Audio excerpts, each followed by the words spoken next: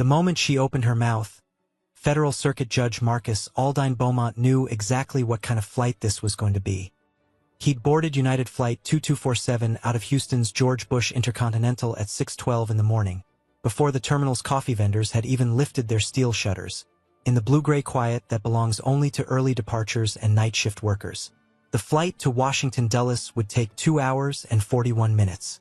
He had done it so many times, 23 years of circuit work between Texas and the capital, that he no longer needed to check the gate. His feet knew the way.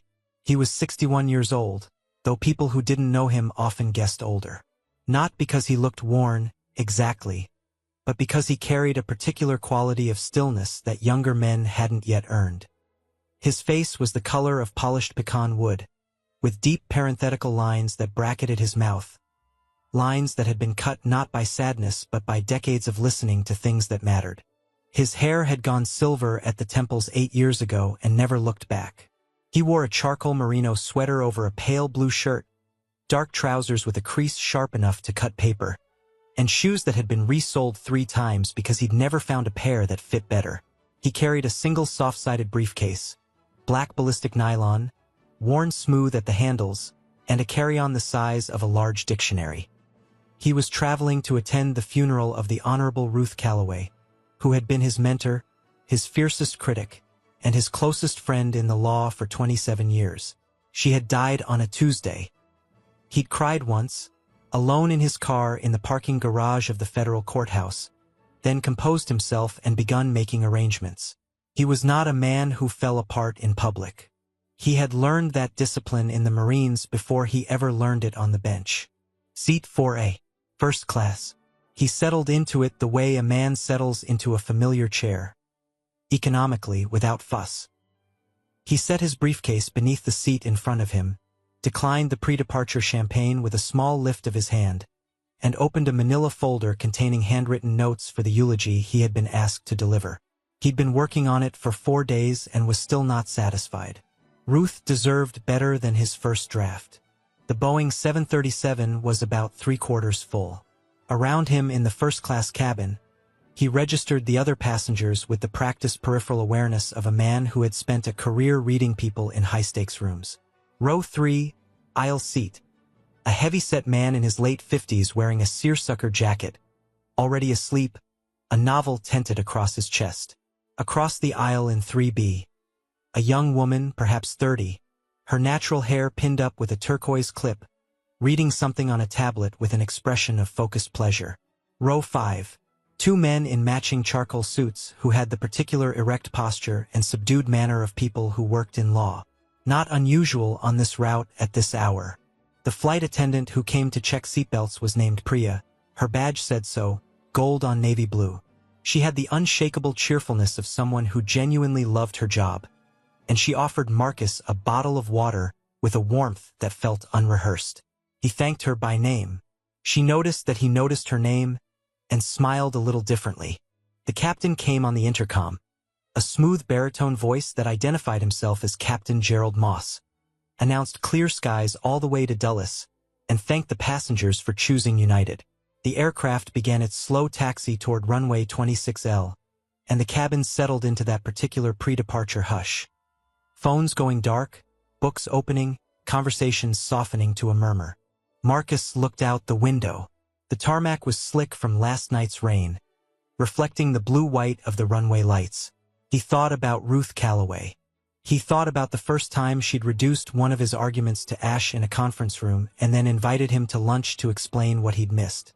He thought about how much he would miss being corrected by her. He did not notice the commotion at the forward galley until Priya's voice changed register. Not louder, exactly, but altered in the way a voice becomes when a professional is working hard to remain pleasant under pressure. "Ma'am, I understand, but the gate agent has already closed the..." "Then unclose it. I have carry-ons. I have needs. Do you know how long I've been a platinum member?" Marcus did not turn around. He closed his manila folder. Her name, as the cabin would come to know it, was Diane Harwickstall. She was 53 years old, and she entered the first-class cabin the way a weather system enters a valley, with a sense that the space had been waiting for her arrival and found wanting.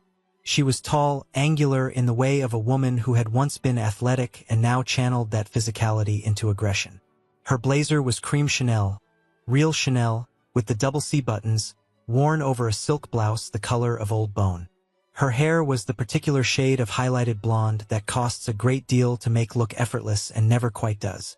She wore enormous sunglasses, even here, inside a pressurized aluminum tube at 6 in the morning, with tortoiseshell frames and the tiny interlocking G of Gucci on the temples. She rolled a hard-sided Rimowa carry-on that she was already maneuvering toward an overhead bin with the aggressive geometry of someone claiming territory. The bin above row 2 already held another passenger's bag. She stared at it for 3 full seconds, then turned to Priya. "Whose is this?" "I'm not sure, ma'am, but there should be space a few rows." "I don't want space a few rows. I want this bin.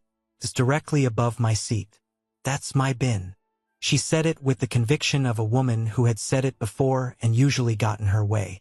The passenger in 2B, a compact man in his 40s named Theodore Park, a name he'd offered to the woman beside him during boarding, looked up from his phone with the particular expression of a person deciding whether this is happening or not. It was happening. Priya, with admirable composure, suggested they check the other bins on the same side. Diane Harwickstall was not interested in other bins. She was interested in this bin. She was also interested in speaking to someone who had the authority to remove the other passenger's bag, and she made this interest known at a volume that caused the businessman in row 5 to remove one AirPod and the young woman with the turquoise clip to look up from her tablet.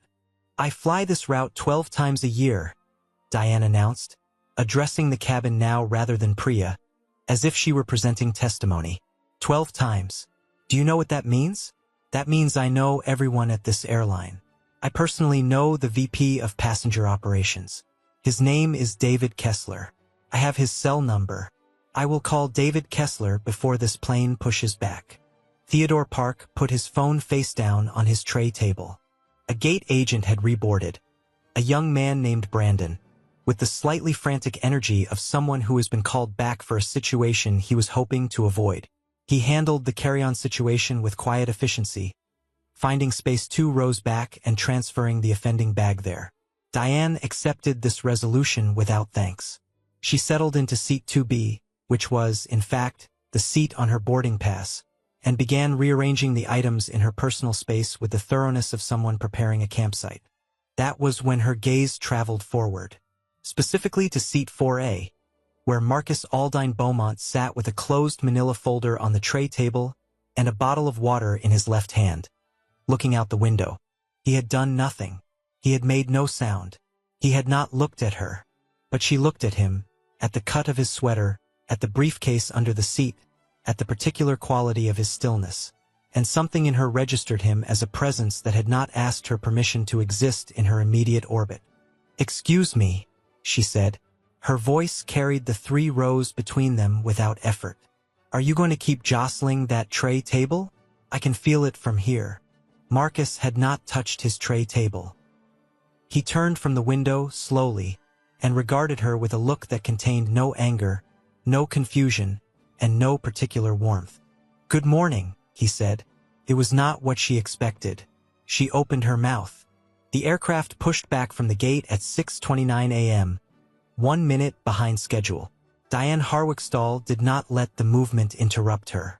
By the time they reached cruising altitude, 34,000 feet, the seatbelt sign extinguishing with a soft chime, she had lodged 3 separate complaints.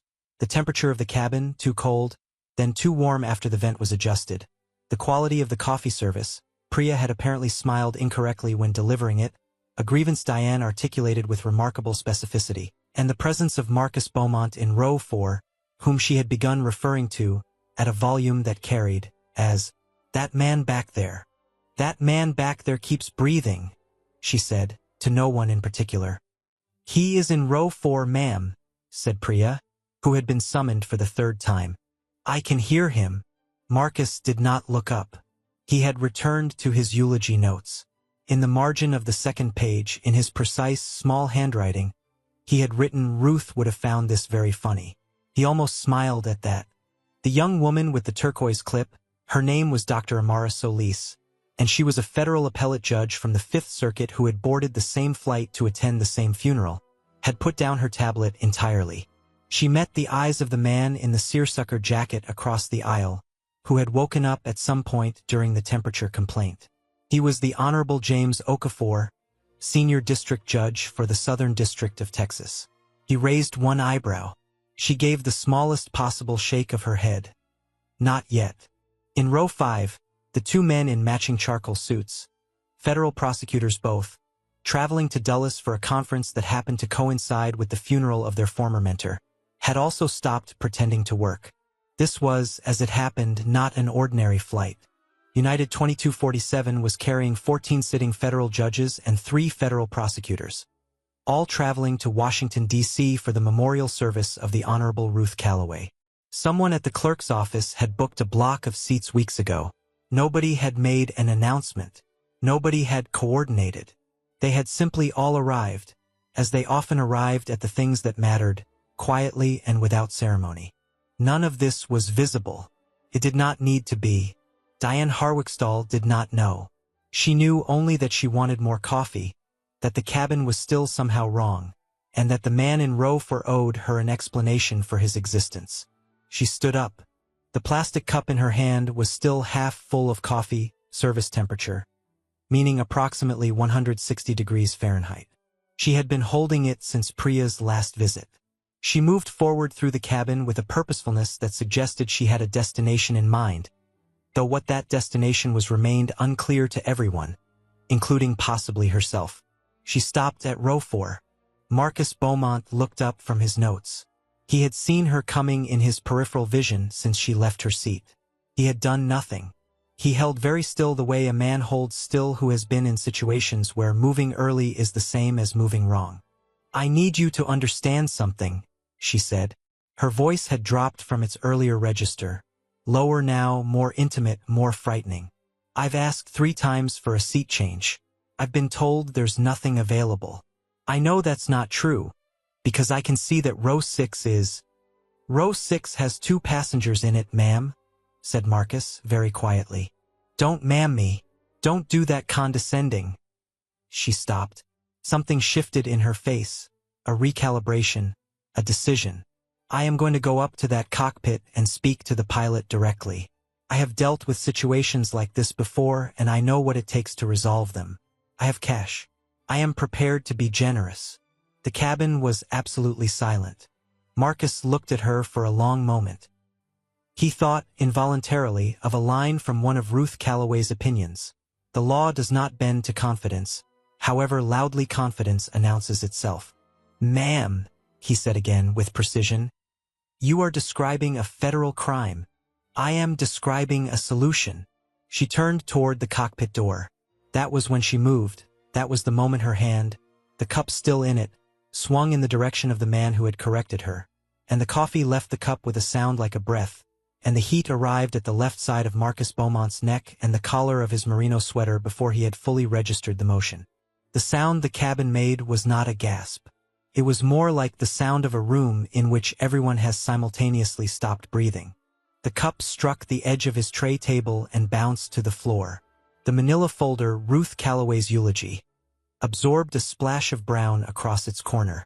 Marcus sat perfectly still. A muscle moved in his jaw. The heat at his neck was significant.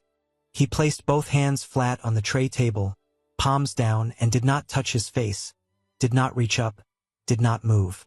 Theodore Park was on his feet in row 2. He did not know what he intended to do. He simply could not stay seated. Dr. Amara Solis had risen from her seat with the particular economy of movement of someone who had been waiting for a cue.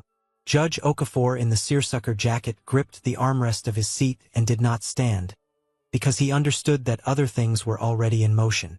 The mother in row 7, a woman named Claire, traveling with her 8-year-old daughter, pulled her daughter against her shoulder with one arm, not roughly, just completely.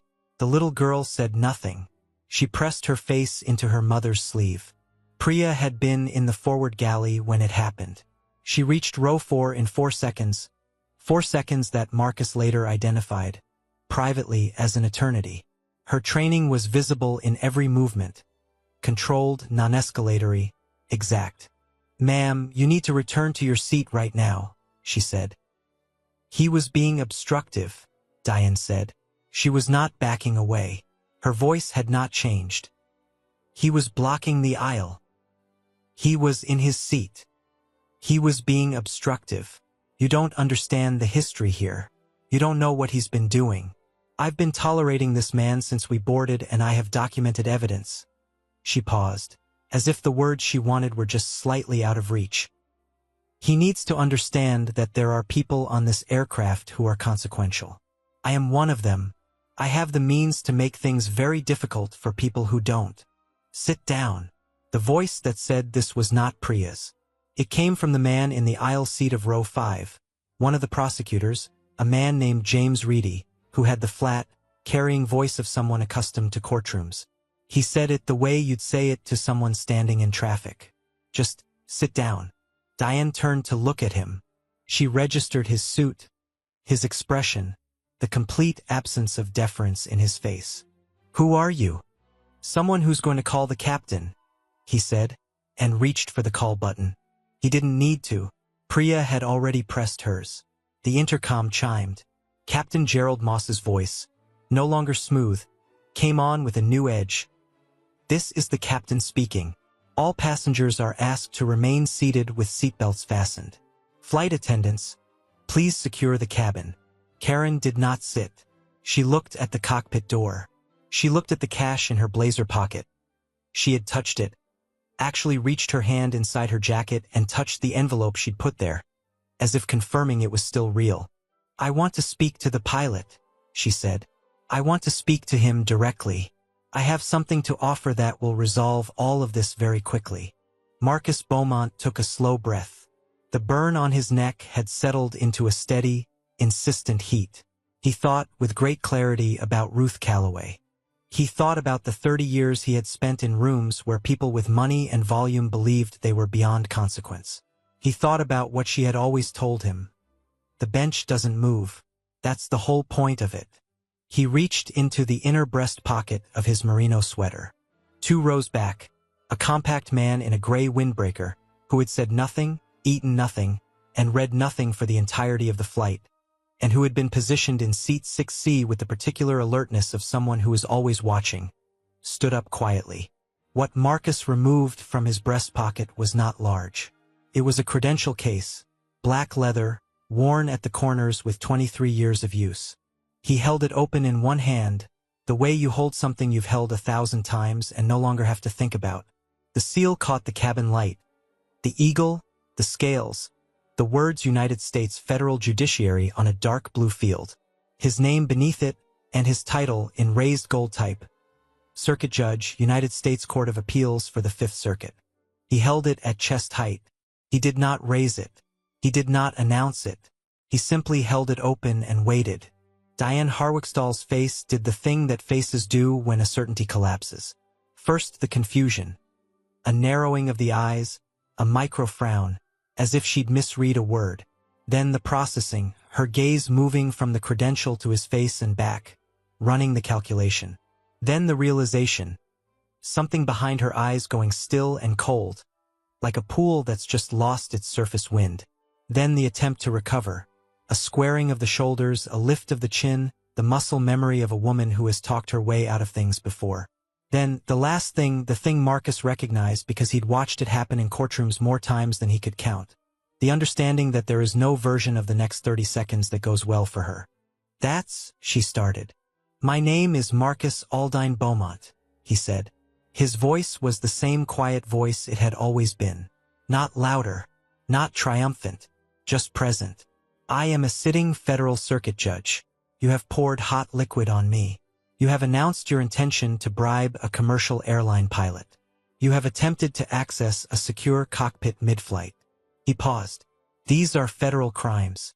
All of them, each one independently." He closed the credential case and returned it to his pocket. The man from 6C was already in the aisle. He had a badge open in his own hand, U.S. Air Marshal, Federal Air Marshal Service, and he moved to Diane Harwickstall's side with the unhurried confidence of someone who has done this before. His name was Marcus, Special Agent Marcus Webb, and he said 4 words in a voice that contained nothing extra. "Ma'am, turn around, please." She did not turn around. She looked at the credential in his hand. She looked at Judge Beaumont. She looked at the cabin, at Theodore Park still standing in row 2, at Dr. Solis in the aisle, at Judge Okafor watching her from his seat with the composed, patient expression of a man who has seen defendants finally understand what's happening. She looked at Priya, who met her gaze without flinching. Diane Harwickstall turned around. Captain Moss came on the intercom. "Ladies and gentlemen, we will be making an unscheduled stop at Dallas-Fort Worth to allow law enforcement to board. I apologize for the inconvenience. Our flight time to DFW is approximately 40 minutes. Please remain seated." The aircraft banked slightly. The light through the oval windows shifted. James Reedy, still in his aisle seat, identified himself to Agent Webb as a federal prosecutor and offered his card. Agent Webb accepted it. 2 other passengers, judges both, carrying the particular stillness of their profession, had also produced credentials, not as a demonstration but as a practical matter, in case they were needed. This is when Diane Harwickstall understood, fully and completely, what kind of flight she was on. She said nothing. There was nothing to say. Marcus Beaumont looked at her once more. He thought about whether to speak and decided that he had said the accurate thing, and accuracy was sufficient. He looked at the manila folder with its brown-stained corner. He thought about Ruth Calloway and about the eulogy he had not finished writing, and he thought that when he landed, whenever he landed, he would sit somewhere quiet and finish it. He owed her that. "I'd like to say something," he said, not loudly, but the cabin was quiet enough that it carried. He looked at Priya, who was standing 2 feet away. "You handled this exactly right," he said. "Every moment of it." Priya nodded once, precisely. Her eyes were bright, and she did not look away. "You kept everyone safe," he said. "That's the job." Agent Webb moved Diane Harwickstall toward the forward galley. She walked. She did not look at the faces she passed. She did not look at the mother holding her daughter, or at Theodore Park, who had finally sat back down, or at the 2 prosecutors in row 5. She looked at the floor of the aircraft, at the gray industrial carpet moving under her shoes. The applause began in row 7. It was Claire, the mother, one hand free because her daughter had eased away from her shoulder, curious now. It was tentative at first, then not tentative at all. Theodore Park joined it. Then the man in the seersucker jacket with a slow deliberateness. Then the prosecutors and then the judges one by one, not in a rush. 14 federal jurists and 3 prosecutors raising their hands together in the cabin of a Boeing 737 at 34,000 feet, which was something none of them had done before and which would never be adequately explained to anyone who asked about their trip. Marcus raised one hand, palm outward. Enough. They stopped. Claire's daughter, who was 8 and named Zoe and who had been watching everything with the absolute, unblinking attention of a child who knows she is seeing something important, turned to her mother and said, "Is that man a superhero?" Claire thought about it. "He's a judge," she said. "Is that the same thing?" Claire looked at Marcus Beaumont, who was picking up his stained manila folder and smoothing its corner back into shape. "Sometimes," she said. DFW ground security was waiting at the gate when the aircraft taxied in. 2 FBI field agents, a Tarrant County Sheriff's deputy, and a United Airlines security officer who would spend the next several hours on the phone with the airline's legal department. Diane Harwickstall was walked from the aircraft in handcuffs that caught the gate area fluorescence and glinted once before she turned the corner. The federal complaint, filed that afternoon in the Northern District of Texas, listed 5 counts. Assault on a federal officer, attempted bribery of a commercial airline pilot, threatening interference with a flight crew, attempted unauthorized entry into a secure cockpit area, and disorderly conduct on an aircraft. The U.S. Attorney's Office in Dallas confirmed all 5 counts to the press at a 4 p.m. briefing. United Airlines issued a statement within the hour announcing a lifetime ban and noting that the airline was reviewing its protocols for in-flight legal violations. The remaining passengers deplaned at DFW and were rebooked on a flight that departed 90 minutes later. Marcus Beaumont sat in the gate area and finished the eulogy. He crossed out 2 paragraphs and wrote them again, tighter, more true. He ate half a sandwich from a terminal kiosk. Dr. Amara Solis came and sat across from him for a while, and they talked about Ruth Calloway, about her laugh, about the terrible coffee she always had in her chambers, about the way she'd read case law aloud to her clerks when she thought they weren't paying close enough attention. The replacement flight landed at Dulles at 4:44 in the afternoon, with the autumn sun coming in at a low angle that lit the Potomac and turned the whole horizon copper. Marcus pressed his palm briefly against the oval window. Not a gesture for anyone, just his hand against the glass, warm from the sun. He had one more thing to write. He opened the folder. The Honorable Ruth Calloway, he began, never needed a loud voice. She had something better. She had the patience to wait for the truth to become obvious. She used to say, and I can hear her saying it now, that the bench doesn't move. That's the point of it. The rest of the world shifts and argues and sometimes throws things. The bench doesn't move. You make your case. You go home. The law remains. He read it back once. It was the truest thing he'd written in 4 days. Outside the window, the copper light held, and then it faded, and the plane touched down, and everything that had happened that morning became one more thing the law had already accounted for.